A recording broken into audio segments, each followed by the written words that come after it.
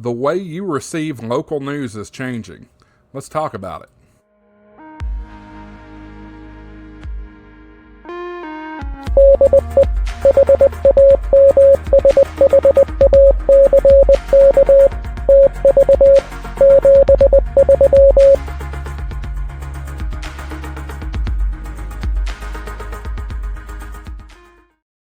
Hi everybody, welcome back to Ham Shack TV. I'm your host Josh, AA4WX. Do me a favor and hit that subscribe button right about here.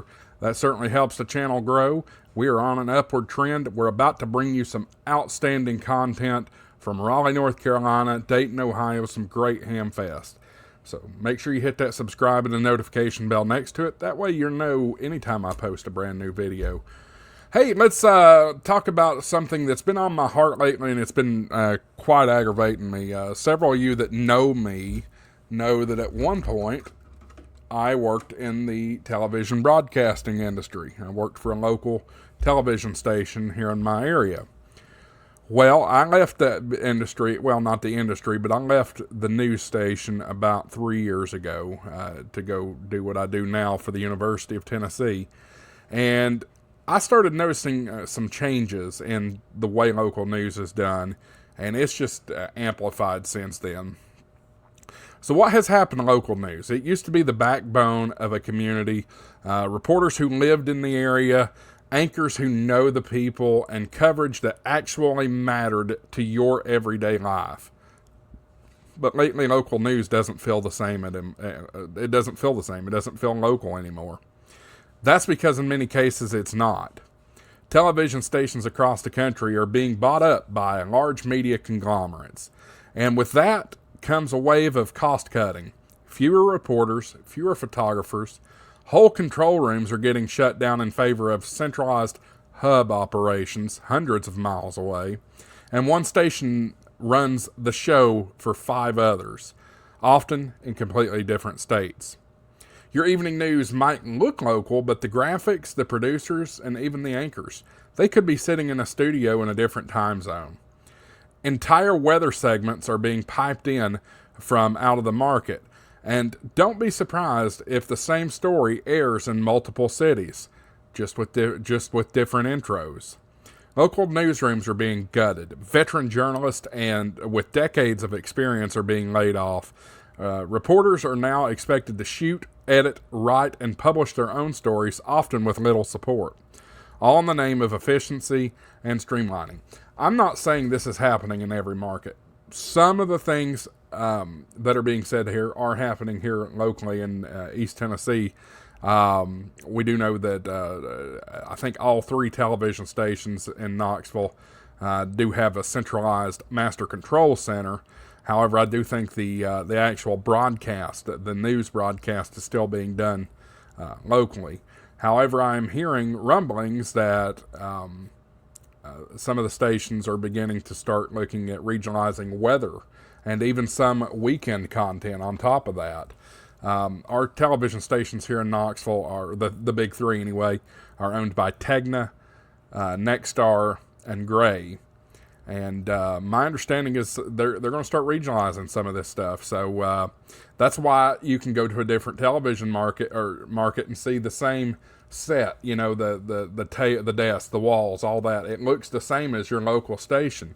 That's why they've done this, so that they are able to run a newscast from a different market easily. So what you get now is is watered down surface level stories. Crimes, fires, car crashes, rinse and repeat. Investigative journalism takes time and money, and that's not in the budget anymore. Community stories get replaced with national filler, and I think that's what people are aggravated about, the national filler. I know at the television station I worked at, a lot of times the news stories some of the filler content would come out of Minneapolis, Minnesota. It has zero relevance to East Tennessee whatsoever. But stories were being piped in from Minnesota. And while they're good stories, we're watching the local news. We're not watching NBC Nightly News or ABC World News Tonight or CBS Evening News. Local needs to be local, and that's just the way I say it. let's see here. Town council meetings, the only way you're going to get information on those a lot of times are now watching a live stream. What they're calling this is regionalization. I call it the death of journalism. Now, to be fair, there are still several great journalists, and I still am friends with a lot of them from my time when I worked at the television station. And these great journalists are out there fighting the good fight, but the odds are stacked against them. And once we lose the ability to hold local power accountable, we lose something vital. If you want to support your local journalism, seek it out. Watch the independents. Subscribe to local newspapers that still dig. Mind you, a lot of newspapers have gone away. But, talk to your stations. Don't be afraid to look up who your NBC station is, your ABC station is, and give them a call and let them know you have concerns. If you don't support it, it'll go away, just like the ham bands. We've all been saying it for years. If we don't use the ham bands, they'll get sold out from under us. Well, your local news will disappear if they don't hear from you. And you know what? The other thing that makes television stations cringe, ratings. If you stop watching, they don't have nothing to sell. So local news used to serve the people, now it serves the bottom line.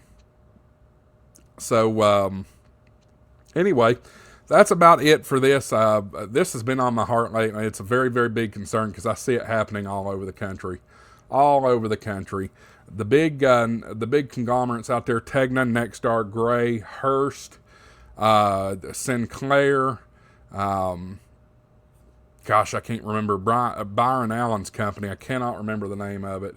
Entertainment Studios, I believe it's called. There's so many out there, and it's a shame, but it's all getting broken down.